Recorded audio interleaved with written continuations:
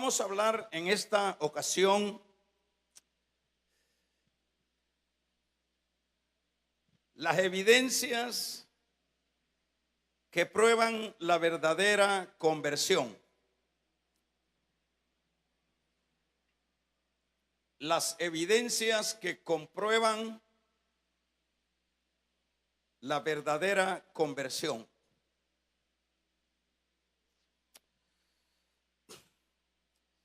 Si recordarán o si tenemos por lo menos un panorama de lo que es la iglesia de los tesalonicenses, es una iglesia que se fundó o la fundó el apóstol Pablo en lo que ya es la parte occidental de lo que sería ahora la parte europea.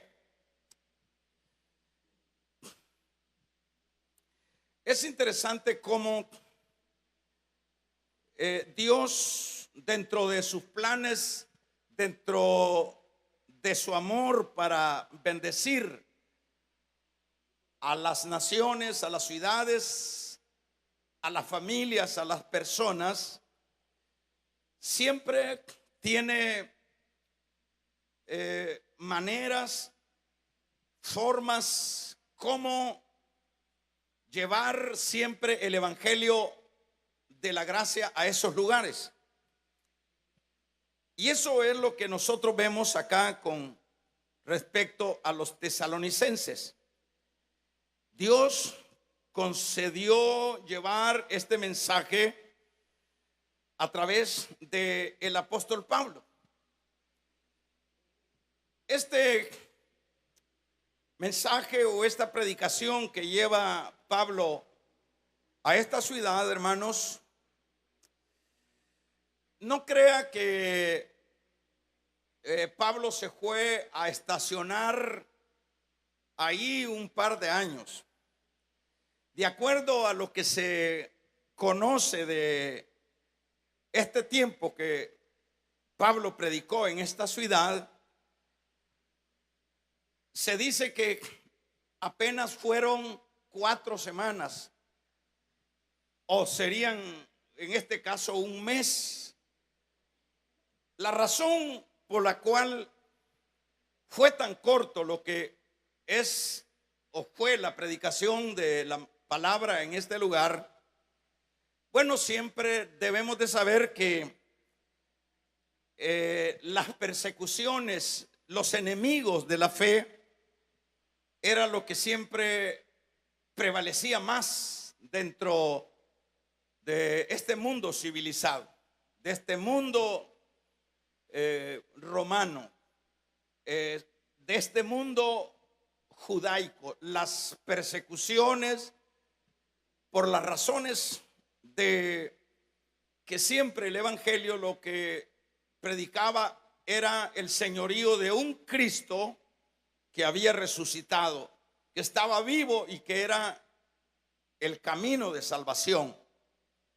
Bueno, en lo que sería la ciudad de Tesalónica, pues no era la excepción. Pablo lleva esta predicación primeramente a las sinagogas de los judíos.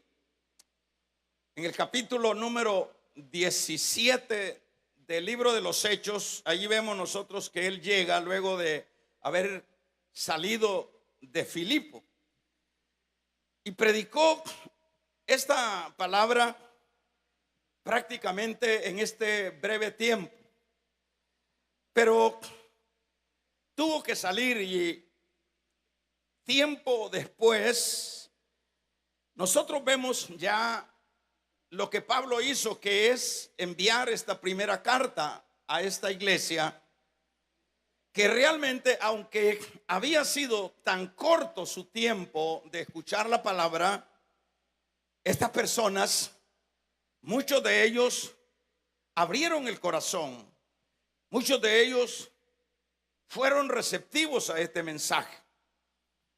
Esto pues es bien importante por el hecho de que hay personas que se les predica años, hay personas que se les predican décadas y nunca abren el corazón al mensaje de la palabra. Muchas veces están en las iglesias y no esperemos y no creamos que porque las personas los vemos dentro de una iglesia y los vemos con una Biblia, son personas que ya abrieron el corazón al Señor. Muchas veces no se da eso. Muchas veces solo son oyentes, solo son personas que, bueno, quieren, son como afines a los asuntos de Dios, pero que no les interesa más que eso. Yo escuché la vez pasada a una persona, yo lo escuché decir que ellos iban a tal iglesia, es decir, ellos siempre iban a esa iglesia porque pasaban un momento ameno, porque habían bastantes chistes, porque también aprendían un poco de la palabra. Pero esa persona que yo escuché decir eso, a mí me consta, no es cristiana. Yo no sé cuánto tiempo ha estado en ese lugar escuchando, pero no ha abierto el corazón a la palabra. Qué triste es eso, ¿verdad? Pero qué importante es que los de Tesalónica no esperaron 10 años, sino que fueron suficientes para ellos 4 semanas. Prácticamente sería lo que un promedio en que estuvo Pablo ahí. Pero vamos a ver, hermanos, que Pablo, como decíamos, tuvo que salir, pero es aquel hombre que no se olvida de la siembra y de las ovejas y del rebaño que ha ido él fundando. Esa es la razón por la cual ahora les escribe esta carta. Y es bastante importante ver que en esta carta les escribe en el versículo número 2. Mire lo que les escribe: damos siempre gracias a Dios por todos vosotros, haciendo memoria de vosotros en vuestras oraciones. Aunque cuando Pablo no pudo estar discipulándonos ahí a ellos, pero es alguien que a distancia él está orando por ellos. Y la oración del justo, dice la Biblia, puede mucho. Este siervo, es decir, Pablo, está haciendo la labor de una manera significativa, aun cuando no estaba presente. Él dice: damos siempre gracias a Dios por todos vosotros. Él estaba agradeciendo a Dios por esa reacción, por esa actitud, por esa apertura que los tesalonicenses habían dado a lo que en este caso era, hermanos, el abrir el corazón al mensaje del evangelio. Por eso es que dice: damos gracias a Dios, dice, por todos vosotros, haciendo memoria de vosotros en nuestras oraciones. Y es interesante escuchar el verso 3, dice: acordándonos sin cesar delante de Dios y el Padre nuestro de la obra vuestra de fe, del trabajo de vuestro amor y de vuestra constancia en la esperanza en vuestro Señor Jesucristo. Aquí el apóstol Pablo está expresando algo importante. Es decir, que los que habían prontamente abierto el corazón al mensaje de la palabra cuando Pablo llegó, de acuerdo al versículo número 3, son hermanos, o es una iglesia que en su trasfondo, hermanos, aun cuando la iglesia de Tesalónica experimentó también luego la persecución, lo que dice el apóstol acá es que los encomia los alaba, los felicita, como usted quiera llamarles.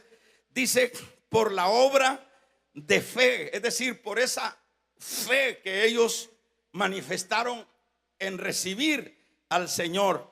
Pero también dice de vuestra fe y del trabajo de vuestro amor. Es decir, que también ellos no solo se habían quedado dentro del ámbito eclesial, dentro del ámbito de lo que sería pertenecer a la iglesia, sino que eran personas que, hermanos, que al ver recibido el evangelio de la gracia, expresaron su amor a Cristo a través del servicio. Este es una primer forma que ellos se manifiestan en su vida espiritual. Lo primero que ellos hacen es mostrar el amor a Él que los salvó de la condición en la que estaban a través del servicio a la obra del Señor. Quiere decir que siempre, hermanos, las evidencias, como decíamos a manera de tema, de aquellos que en verdad han recibido el mensaje de la gracia, las evidencias, es decir, la muestra de esa realidad es que son personas que luego están involucradas en el servir al Señor.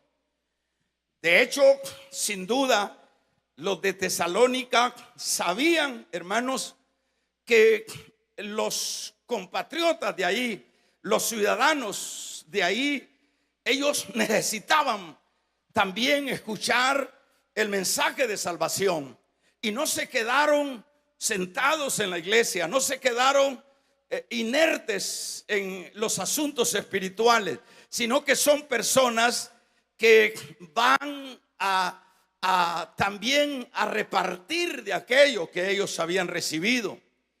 Yo pienso que esto es realmente, hermanos, un asunto de ponerle atención, porque siempre hay un principio dentro de la palabra que es cuando el Señor dice que de gracia nosotros hemos recibido, de gracia tenemos que dar.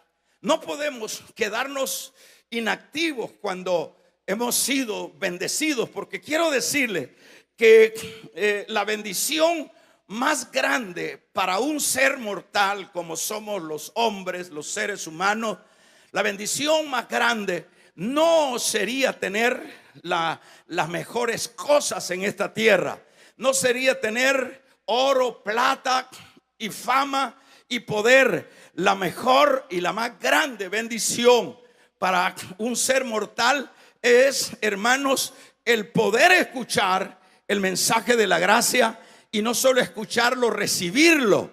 ¿Por qué? Porque cuando recibimos el mensaje de la gracia, hermanos, hemos pasado de muerte a vida. Es decir, ya nosotros pertenecemos a otra estirpe, nosotros tenemos ya otras dimensiones. Amén. Pero, por supuesto, eso es lo que recibieron los de Tesalónica, pero no se quedaron con la bendición. Pero no se quedaron, hermanos, haciéndose, diríamos, comentarios, haciéndose ilusiones, haciéndose, cosas, diríamos, de grandeza, sino que, de acuerdo a lo que dice Pablo acá, él los felicita porque ellos han mostrado su fe y el amor que le han manifestado a Cristo a través del servicio de la obra. Entonces quiere decir que lo que identifica una perfecta y contundente conversión es cuando ese que ha recibido el evangelio de la gracia, ese que ha recibido no el premio de gordo de la lotería, hermanos, sino que ha recibido la vida, esos no se quedan sin hacer nada. Esos se quedan sin duda. Los de Tesalónica llevaron el mensaje a sus parientes, el mensaje a sus amigos, el mensaje a los idólatras, hermanos de aquella ciudad. Y sin duda dentro de la iglesia se insertaron para llevar a cabo actividades cotidianas de la iglesia. Es decir, eso es precisamente lo que siempre marcará la verdadera conversión. Nosotros podemos ver en el caso de los apóstoles, ¿qué fue lo que ellos hicieron? ¿Qué es lo que hizo la iglesia primitiva? La iglesia primitiva, lo que nosotros leemos en la palabra, es una iglesia que luego se catapultó al servicio de Dios. La Biblia dice que eran uno. La Biblia dice que vendían sus propiedades y las ponían a los pies de los apóstoles. La Biblia dice que, hermanos, que pasaban por las casas, por los lugares, llevando a cabo el mensaje de la palabra. La Biblia dice que llamaron a cierto grupo de hombres de buen testimonio para que sirvieran las mesas. Quiere decir que eso es lo que les identificaba, que en verdad habían recibido el mensaje de la gracia en sus corazones. Es decir, que uno puede decir mucho, uno puede presumir mucho, uno puede alardear mucho con respecto a lo que uno piensa ser en Dios, pero no son las palabras, hermanos. No son las palabras bonitas que nos identificarán que nosotros hemos tenido una verdadera conversión. No son las palabras rebuscadas lo que manifestará que hemos experimentado esa metamorfosis en nuestra vida. Es que luego nosotros nos insertamos para servir en amor a Cristo, ¿verdad? ¿Por qué nos insertamos? Porque no hay cómo pagarle al Señor. Por lo menos en el caso mío, ¿cómo? ¿De qué manera le voy a pagar yo lo que Dios ha hecho en mi vida? Yo era un pobre diablo en mi pecado que iba a condenación eterna. Y igual que usted, éramos pobres diablos que íbamos en el camino de la muerte. Pero en ese camino de la muerte nos alcanzó la gracia y nos dio vida cuando estábamos muertos en nuestros delitos y en nuestros pecados. Vamos a regalarle ofrenda de palmas al Dios de la gloria. Ahora, hermanos, con tan gran obra, ¿cree usted que alguien que está consciente de lo que Dios ha hecho en su vida, porque de veras, por lo menos, si usted o yo hemos recibido el evangelio verdaderamente, somos creyentes verdaderos, hermanos, la Biblia dice que para los que están en Cristo no hay condenación. Si nosotros hemos recibido ese evangelio verdadero, no somos religiosos, pues. Nosotros no venimos a una iglesia a llenar un vacío. Nosotros no venimos a buscar novia. Nosotros no venimos a que nos tiren flores. Nosotros venimos a alabar a Dios. Nosotros estamos conscientes que Dios ha hecho una operación en nosotros. ¿Con qué le voy a pagar yo al Señor? Habrá oro, habrá plata. Lo que tiene que hacer un verdadero creyente, consciente de que no merecía lo que han hecho por él, es, hermanos, servir en amor al Señor Jesús. Vamos a regalarle ofrenda de palmas al Dios de la gloria. Servir en amor al Señor Jesús. Eso es lo que menos que se puede hacer. Por eso es que nosotros vemos a la iglesia inicial desempeñarse en servir. Por eso es que nosotros vemos a los apóstoles. Por eso es que nosotros leemos por allá en una ocasión habla los evangelios que la suegra de Pedro estaba con una fiebre terriblemente afectada. Y llegó el Señor, quitó la fiebre, oró por ella y la fiebre desapareció. Y la Biblia dice, y de inmediato la suegra de Pedro empezó a servirles a ellos. Es decir, que esa es la conducta, esa es la reacción de aquellos que realmente están conscientes que hemos recibido lo que no merecíamos. Pero ¿qué es lo que, por ejemplo, el servir no es una carga? El servir, usted ha escuchado a personas, decir, mire, fíjese que yo no puedo involucrarme en servir porque realmente yo no tengo tiempo. Y aunque no es el tema de servidores, pero viene al caso, porque de alguna manera pues no puede haber una iglesia sin estar involucrada en el servicio a Dios. Entonces hay personas que expresan de esa manera, que dicen, no, yo solo me congrego porque yo no tengo tiempo. Los otros sí tienen tiempo de poder servir, pero yo no puedo. Y dentro de las iglesias es lo que más abunda. Personas que huyen a lo que son los compromisos. Personas que dicen, eso es serio, dice. No, dice, ya uno estar ahí, ya anotado ahí como servidor, ya eso es una responsabilidad.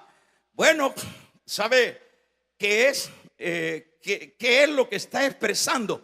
A alguien que habla de esa manera, ¿sabe por qué está expresando eso? Está entredicho su conversión, porque aquí tenemos la base de los tesalonicenses. Pablo está diciendo que los alaba por la obra de la fe y por el servicio de amor que están haciendo para la gloria de Dios. Es decir, que estos que se convirtieron en 4 mensajes que predicó Pablo, hermanos, y luego había una persecución contra ellos. Ellos fueron personas que entendieron que había, hermanos, que agradecer a Dios, porque a Dios hay que agradecerle, pero no de palabras, sino de hecho. Vamos a regalarle ofrendas de palmas al Dios de la gloria, sino de hecho. ¿Conoce usted personas en las iglesias que no se involucran en nada? Pregunto, ¿conoce usted algún hermano, por casualidad, pues digo yo, que solo lo ve usted congregarse, pero que eso es todo? Ellos, y le voy a decir más, ¿conoce a algunos hermanos usted que sirven a medias? ¿Conoce usted a alguien de eso por casualidad, digo yo? Que dejan el servicio botado y que hay que lo hagan otro. Yo escuché en una iglesia de las nuestras, escuché a un hermano.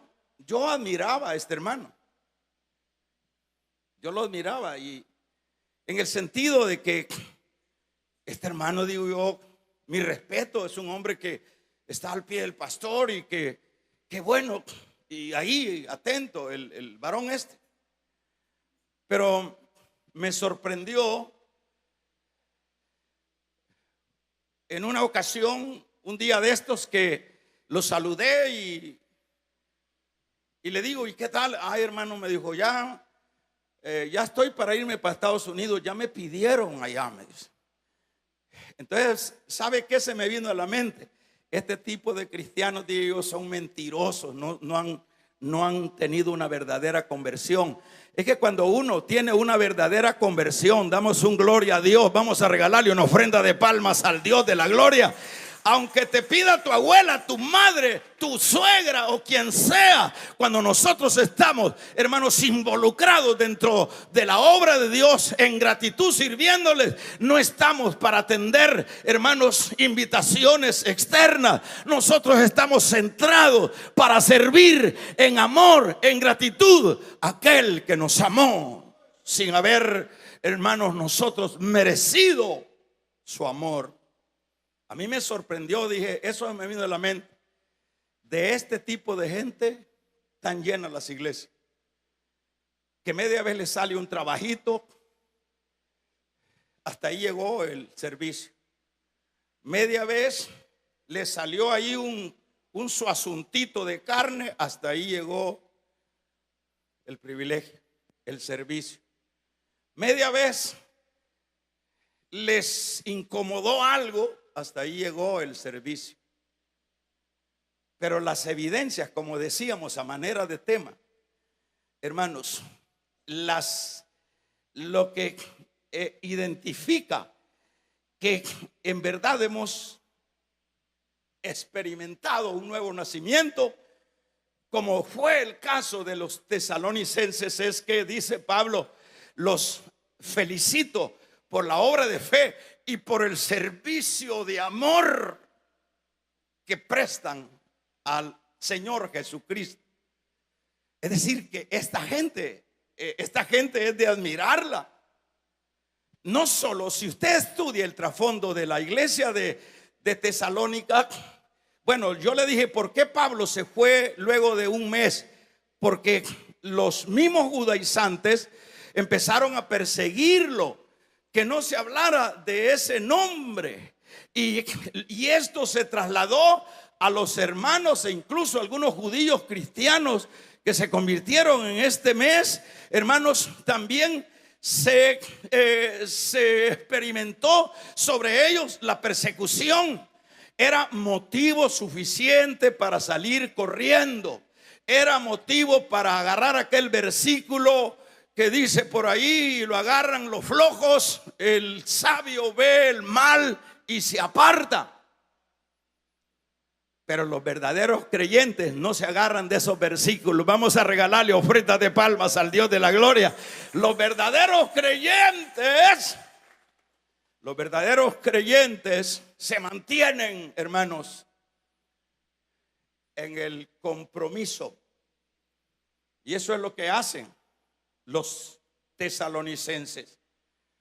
Como decíamos, los que han recibido el evangelio expresan su amor a Cristo a través del servicio. Usted, hermano, que le sirve al Señor, le doy este consejo: sírvale bien. Le preguntaría al esposo,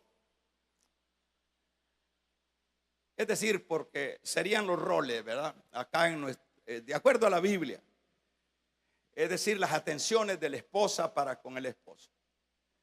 ¿Cómo se siente un esposo cuando la esposa le sirve aquello que diríamos en mutuo acuerdo están para servirse? Por ejemplo, ¿cómo se siente cuando le dice: aquí está la comida, una comida mal hecha, cuando se pudo haber hecho algo mejor? ¿Cómo se siente el esposo? ¿Cómo se siente cuando le dice, supóngase que hoy creo que la ropa ya ni se planchan, ¿verdad? Porque ya hay un montón de tecnología. Pero imagina, ahí está la ropa. La camisita viene como que viene recién salida del mondongo de la vaca, ¿verdad? Toda plicedita. Ahí está la ropa, ahí está el hartazón.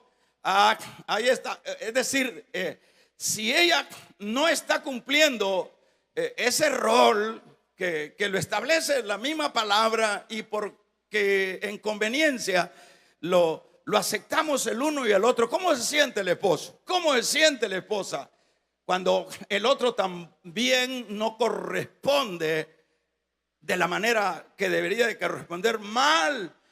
Pero ¿qué es lo que sucede cuando, hermanos, cuando esos matrimonios están prácticamente embebidos en sus responsabilidades?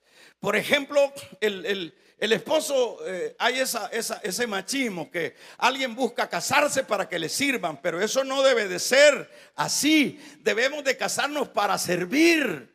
Entonces, cuando el creyente ha recibido de parte del Señor la salvación usted no la merecía, la salvación yo no la merecíamos, éramos reos de muerte, pero Cristo en su misericordia nos dio vida, Cristo en su misericordia nos sacó de la sepultura y ahora, hermano, nos puso cántico nuevo, somos un pueblo, somos un reino de sacerdotes para la gloria de Dios.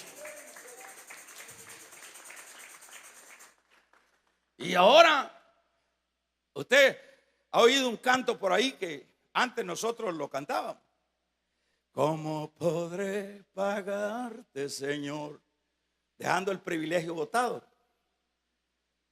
Así se le paga al que nos ha bendecido. ¿Se acuerda, verdad, que cantábamos eso? Feo eso, ¿verdad? Feo porque a la verdad solo son frases y no realidades.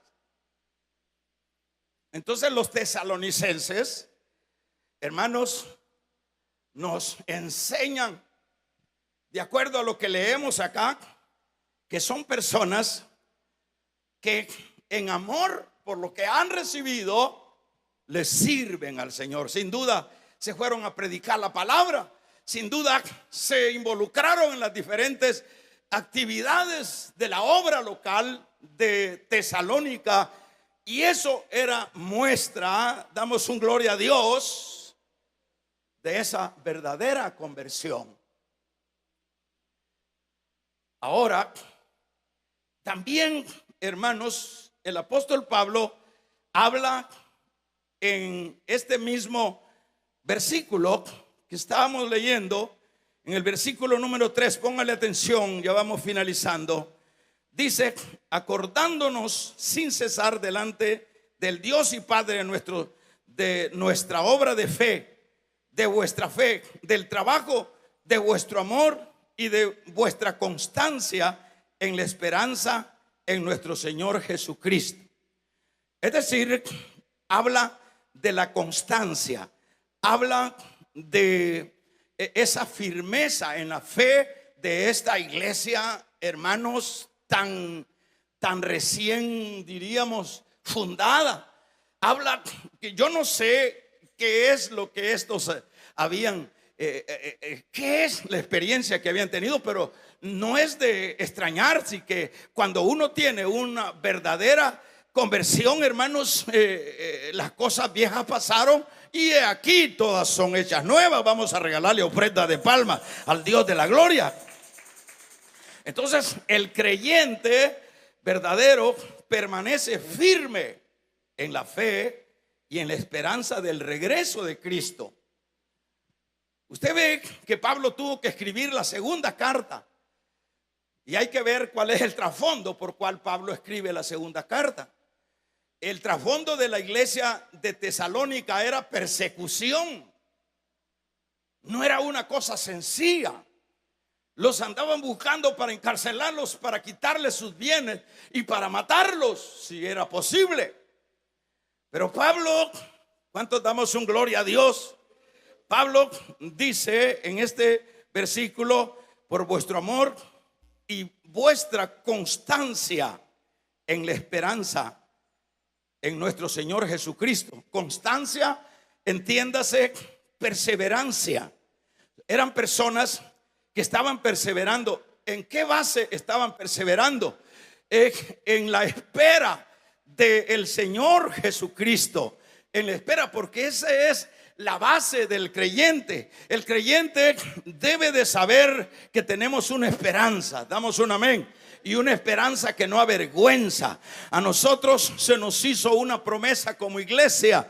Allá en el capítulo 14 de Juan dijo: me voy pues a preparar morada para vosotros, para que donde yo esté, también vosotros estéis. Pues me voy y los tomaré a sí mismo, una esperanza. Y eso ya era del conocimiento de los tesalonicenses, y ellos entonces se mantienen firmes, hermanos, en la perseverancia. Ese es otro aspecto del verdadero creyente. El verdadero creyente retumbe. El verdadero creyente, hermanos, se abra la tierra, se abre el cielo, hayan circunstancias difíciles, personales, familiares, económicas o como quiera usted llamarle, esos se mantienen perseverantes, firmes en la esperanza de Cristo. Es decir, que eso es un estímulo para el creyente. Lo que pasa, hermanos, es que muchas veces nosotros, por el descuido espiritual, como que nos desconectamos de muchas cosas que ya se nos han prometido. Y por eso es necesario el que nos congreguemos y podamos escuchar la palabra. Porque a través de escuchar la palabra, nosotros nos vamos a ubicar y vamos a entrar en conciencia de que nosotros no somos una estirpe cualquiera en esta tierra. Y nos vamos a ubicar que nosotros somos el pueblo de Dios. Y que el pueblo de Dios no es un pueblo que está a la deriva. Nosotros nos vamos a ubicar que el pueblo de Dios es un pueblo especial. De un amén, el pueblo especial. Es un pueblo especial a quien Dios ha hecho promesas, ¿verdad? Entonces este pueblo en gratitud se va a involucrar en el servicio, pero a la vez va a permanecer firme en la esperanza de Cristo. En las circunstancias que sean, siempre se mantendrán sólidos, inamovibles, porque ellos creen a las promesas de Cristo. Ellos creen a las promesas de Dios. Y eso es lo que nosotros debemos de hacer. Imitar a los tesalonicenses como personas que de veras nos inspiran, hermanos. Eso es entonces lo que vemos acá. Ellos permanecen firmes en la fe, en la esperanza del regreso de Cristo, ¿verdad? Eso es un estímulo para el creyente. El saber, por ejemplo, ¿para quién es desconocido que luego de pasar 2000 años la venida del Señor se acerca? Todos los que leemos la Biblia debemos de estar conscientes de eso. Pero ¿qué sucede, hermanos? El enemigo se encarga de que disipemos y de que nos disimulemos de esas promesas y de esas verdades que están a favor nuestro. Entonces, cuando quiero decirle que lo que podemos rescatar acá es que siempre el creyente que ha experimentado un evangelio en su vida, no solo está involucrado en los asuntos del servicio, sino que también es alguien que está firme, hermanos, en medio de las pruebas, se mantiene firme.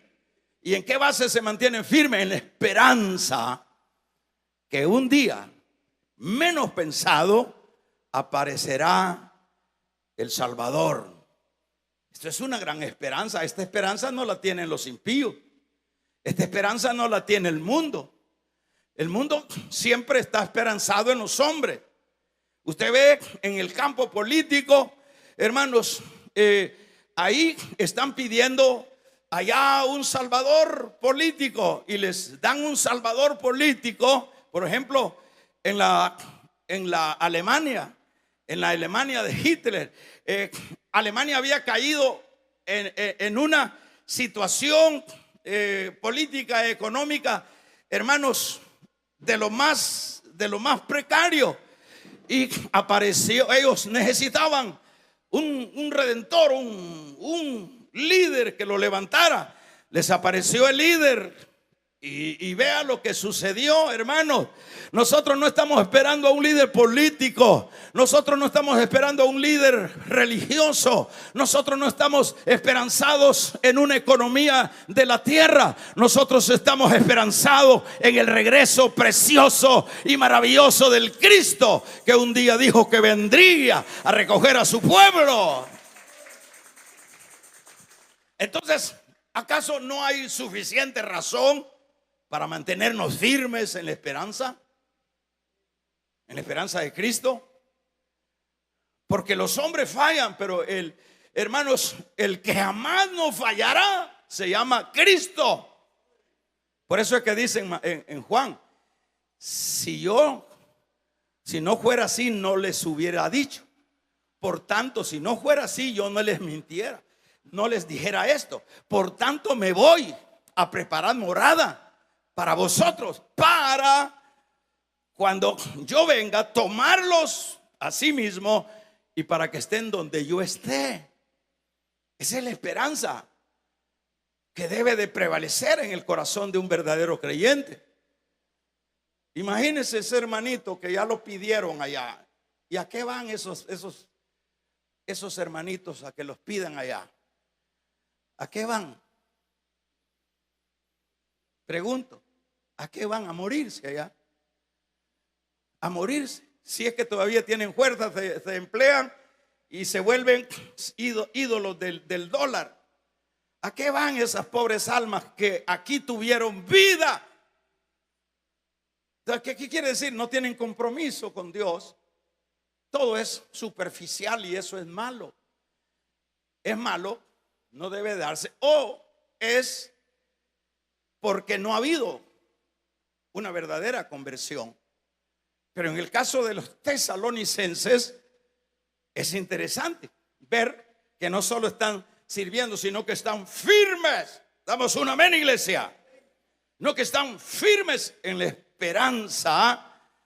Y además de esto, veamos lo que dice el versículo número, hermanos, el versículo número 4. Y dice el versículo número, porque conocemos, hermanos, amados de Dios, nuestra elección. Vamos a ver qué quiere decir esto. Porque, fíjese, le voy a decir, le voy a resumir esta conducta de estos creyentes de Tesalónica. En primer lugar, fíjese, les llegó el mensaje tan escasamente corto de tiempo, pero ellos lo abrazaron, ese mensaje, lo recibieron, pero luego, en gratitud al que los había salvado, ellos servían en amor. Pero el apóstol Pablo les dice, porque conocemos, hermanos, amados de Dios, vuestra elección. Entonces quiere decir que cuando las personas permanecen en el camino de la fe, es muestra que son elegidos. Es decir, esto es importante ponerle atención, porque aquí Pablo está diciendo esta verdad, porque conocemos, hermanos, amados de Dios, vuestra elección. Es decir, ¿por qué ustedes reaccionan así? ¿Por qué ustedes en gratitud se vuelcan al servicio a Dios?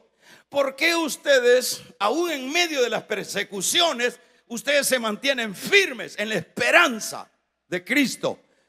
Ah, bueno, es porque de veras está diciendo Pablo, ¿verdad? Dice, porque ustedes, dicho de otra manera, son personas que están dentro de la elección. ¿A qué sentido? ¿A qué se refiere? A la elección de Dios. Entonces, yo voy cerrando con lo siguiente. Porque yo le pregunto a usted, ¿cuántas personas las vemos nosotros, hermanos, desertar de la vida espiritual por una u otra razón? ¿Cuántas personas las vemos nosotros entrar y salir? Bueno, no es porque Dios le cierra las puertas, porque Dios a cada individuo, hermanos, aún dentro de esos tratos de Dios, cada individuo tiene una voluntad. Tiene una voluntad. Dios no hizo robot. Es decir, Dios presenta el mensaje, presenta el pastel. Pero como la mayoría de las personas lo que quieren es su pastel, el pastel del mundo. Y por lo tanto no quieren involucrarse, no quieren mantenerse firme en medio de las dificultades. Pero no es porque ellos han sido desechados, es porque ellos ven mejor lo otro. Sin embargo, los que se mantienen, como decíamos acá, es que estas personas muestran que son de los elegidos. Yo no sé cuánto tiempo va a durar usted en la vida cristiana. Yo he visto aquí un montón de gente que ha desfilado en estos 20 y pico de años de ministerio, y espero que no sea usted de esos que se le van a ir sumando. Espero de que usted y yo seamos de ese grupo. Vamos, un amén. De ese grupo de los elegidos, que aunque, hermanos, retumbe el mar, se abra la tierra y se parta el cielo, vamos a estar siempre en las buenas y en las malas para adelante con Dios. Vamos a regalarle ofrenda de palmas al Dios de la gloria. Eso es lo que necesitamos comprender, ¿verdad? Esta mañana es una buena mañana y una buena oportunidad para hacer un autoexamen. Primeramente, saber cuánto Dios nos ha predicado su palabra. Cuánto Dios nos ha tratado de involucrar dentro de esta vida nueva. Y no hemos querido. Pero los tesalonicenses les bastó 4 semanas de oír a Pablo predicar y abrieron el corazón. Y no solo abrieron el corazón, sino que en gratitud se dedicaron en amor al servicio a Cristo. Pero aparte del servicio a Cristo, en la persecución que se estaba llevando contra ellos, se mantenían firmes en la esperanza. Vaya sacando usted su estimado, vaya sacando usted sus pormenores de si usted va pegando con eso, pues lo felicito. Porque como decíamos, a manera de tema, damos un gloria a Dios. Hermanos, decíamos que lo que identifica las actitudes de la persona identifican la conversión verdadera. Entonces, y si usted es de los que está, diríamos, cumpliendo estos asuntos de acciones, y se ha mantenido usted de los elegidos, entonces, ¿qué es lo que tenemos que hacer? Mantenernos, esperar, porque el que ha de venir vendrá y no tardará. Que se oiga un amén. ¿Qué es lo que tenemos que hacer? Esperar con paciencia. ¿Qué es lo que tenemos que hacer? Involucrarnos. Lo que tenemos que hacer es dar nuestra fuerza, nuestra inteligencia, nuestras capacidades a la obra de Dios, porque dijo Cristo: el que gana su vida la perderá, pero el que la pierda por causa de mí la hallará. Es decir, el que no se quiere involucrar va a ganar la vida, es decir, no va a tener problemas, no va a estar perdiendo el tiempo en cosas de la iglesia, pero la va a perder. ¿Por qué? Porque la está ocupando mal. Pero el que la pierda, como en el caso de Pablo, Pablo dijo: he peleado la buena batalla, he acabado la carrera, he guardado la fe, por lo demás me espera la corona de vida. Pablo perdió la vida en el servicio, pero él dice que la ganó. Y no solo la ganó, sino que le esperaba la corona de justicia. O sea que ubiquémonos, hermanos, y no seamos de los del montón. Aprendamos a imitar lo bueno.